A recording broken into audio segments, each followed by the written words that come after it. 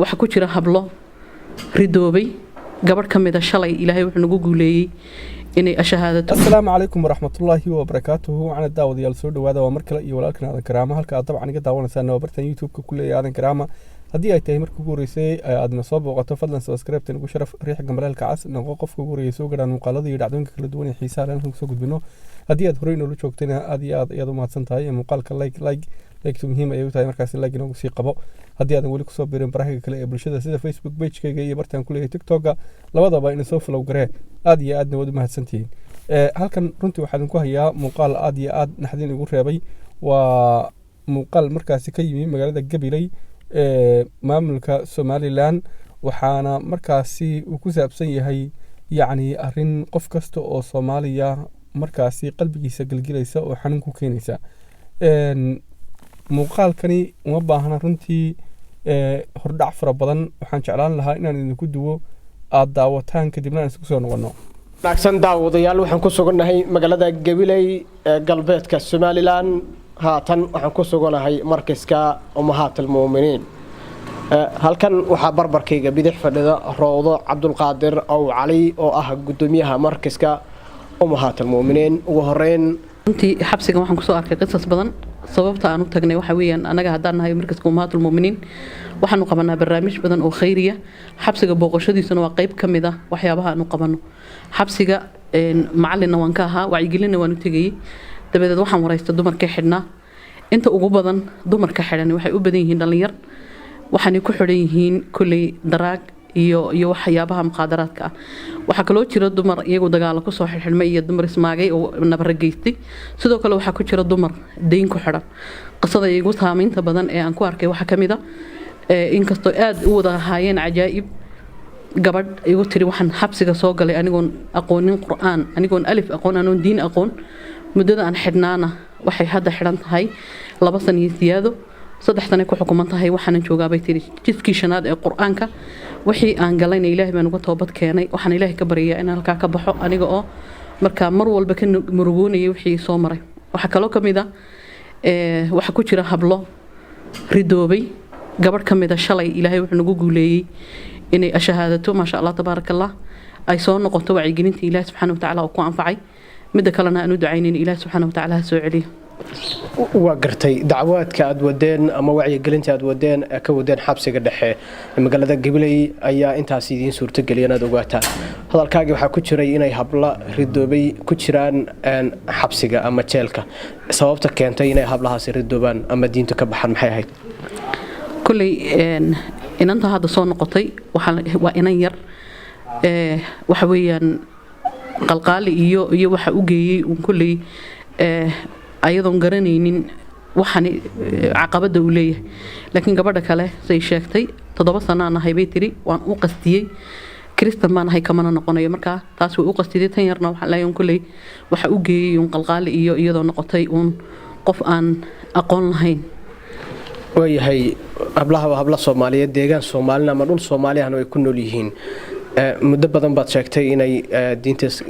muslimka ka baxday oo kristanka qaadatay ma ogaateen waxyaabaha ama sababaha ka dambeeya inay arrimahaasi dhacaan ama ay diido inay ku soo noqoto diinta islaamka?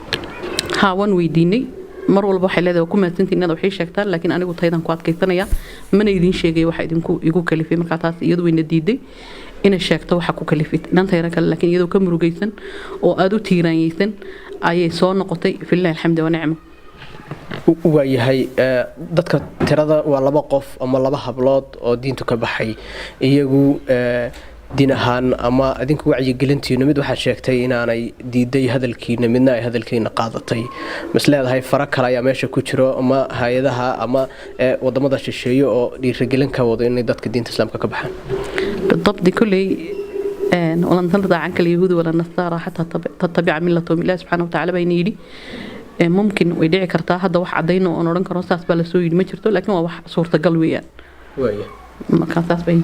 marka dumarka labada diinta ka baxay sababta ay u xiran yihiin waa maxay? labadaba waalidkooda soo xiray. waalidku waa muslim mana jeclaanayaan qof waliba inuu ilmihiisii uu leexdo sidaa darteed edbin bay u soo xireen waalidka soo xidhay. وهاجاك روضو أنت بدن واحد سميسان وعي جلين إنك الدين تا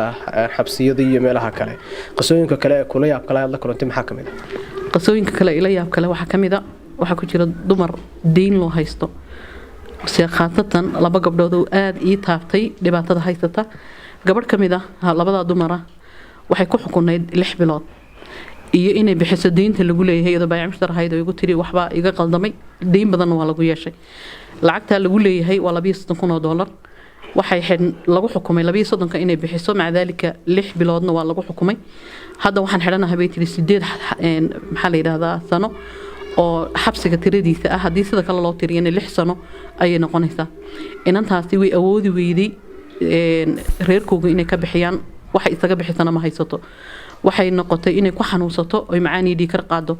marka waxay ka codsanaysaa ama aan aniguba leeyahay qof kasta oo islaama oo jecel inuu qofkaasi ilaahay darktii uga fiido dhibtaasi haysata in laga soo bixiyo ilaahay wajigiina looga soo bixiyo waxa kale oo ku arkay gabadh iyadana $22,000 lagu leeyahay wali kama dhamaanin xarigii oo way xiran tahay laakiin waxay tiri waxay ahayd dumarka ariga iibiya ari bay u diri jirtay markaasi dad waa loo soo diri jiray haddana lacagta sidii hawshii u waday baa hal mar lagala aamusay may awoodin markaa inay doonto oo looma ogolaano de waa la soo xidhay alaabtii xoolaheedii xoolihii dadkuna way ka maqan yihiin deyntaana waa lagu leeyahay iyaduna $22,000 bay u xiran tahay waxaan ka codsanayaa qof kasta oo muxsina oo ilaahay subxaanahu wa tacaala maal siiyey in uu sakada xoolihiisa ku bixiyo halka u baahan oo ah ilaahay subxaanahu wa tacaala halku kitaabkiisa ku sheegay oo in qof muxsira oo saas culayskaasi haysto lagaga fiido khaasatan ay yihiin waliba dumarkii raguna ay u kala nugul yihiin dhibaatada waxaan leeyahay ilaahay dartii u caawi walaalaha u xaniban deyn muddada intaa leeg aan awoodeynin markaasi dadkoogii inay wax ka bixiyaan waxaan leeyahay loo soo naxariisto hablaha ilaahay subxaanahu wa tacaala faraj u furo in ummadana ha u gargaariyo ha u kaalmeeyo qof kasta oo awooda inuu hawshaasi wax ka qaban karo waayahay waxaad sheegtay deyn inay u xidhan yihiin dadkaasi ma maxkamad baa xukuntay mise dacwadii ka dhaxaysan baa si caadi ah loo xidhay waa la xukumay maxkamad baa xukuntay u xidhan yihiin inay xukunkana dhammaystaan iskana bixiyaan deyntii lagu lahaa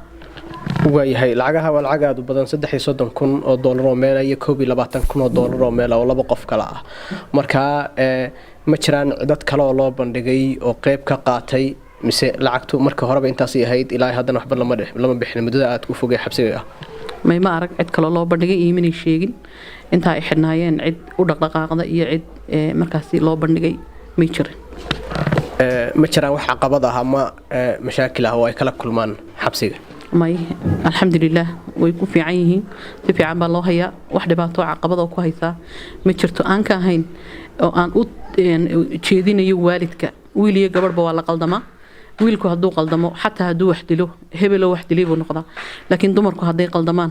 weli kaada waxay nagu jira khasla jaahiliya oo in la kala jeclaysta gabadha iyo wiilka oo aan gabdhaha qaar marka ay dhibaato ku dhacaan khada la yimaadaan la yiraahdo ha iga ag wareejinin oo lagaba xishoonayo in hebelo waxa samaysay in la garab joogsado waxaan leeyahay wiil iyo gabadh labadaba ilaahay baa abuuray ilaah subxaanahu wa tacaala baa ka dhigay awlaadeennii waana simay waa tahay daawadayaal waxaan filayaa markaas inaad muuqaalka aad ka bogateen runtii waa wax aad iyo aad looga xumaado halka uu markaasi marayo xaaladda bulshada Soomaaliyeed iyadoo oo dhulkeennii aad arkayso waxa ka dhacaya gabadhaas hadda leh 7 sanadood ayaan diinta kasii maqanahay bulshadeena Soomaaliyeed joogtay wadan maxaan kuu sheegayay 100% muslima kolley runtii waa xaalad aad iyo aad looga naxo waxaa jira waxyaabo fara badan oo huursan iyo mashaariic fara badan oo wadanka gudihiisa ka socdo oo aan maamuladan iyo dadka siyaasadda gacanta ku haya waxana aysan u jeedin kuraas iyo qabyaalad iyo reer iyo magaalo hebel ku duul iyo balaayo iyo wax kale ku jeedaan uma jeedaan daadkan hoos maraya iyo bulshadii sida loo fidmaynayo ee diintoodii iyo magaranaysaayay akhlaaqdoodii iyo wax walba maaragtay dhulka loola gelayo haddii ay tahay markii ugu horreysay soo booqato oo walaalkiin aadan karaamada ka codsanayna markaasi inoo saartaan subscribe isla markaana riixa gambalelka casaad noqotaan qofka ugu horeeya markaasi uu soo gaadho muuqaalada iyo dhacdooyin kala duwan ee xiisaha dheer ku soo gudbino haddii aad horey inoola joogtayna aad iyo aad ayaad mahadsan tahay madaxna waad inoo saaran tahay waxaan ka codsanayaa haddii aadan weli kusoo biirin barahayga kale ee bulshada sida facebookgayga iyo barta aan ku leeyahay tiktoka labadaba ina soo follow gareeya halkaasna muuqaalo xiiso leh ayaan kusoo gudbiyaa sidoo kale waxaan ka codsanayaa muuqaalka like inoo saartaan like muhiim ay tahay way baahisaa bulshadana way sii gaarsiisaa aad iyo aad baad mahadsantihiin tan iyo muuqaalkan kan xiga nabadgelyo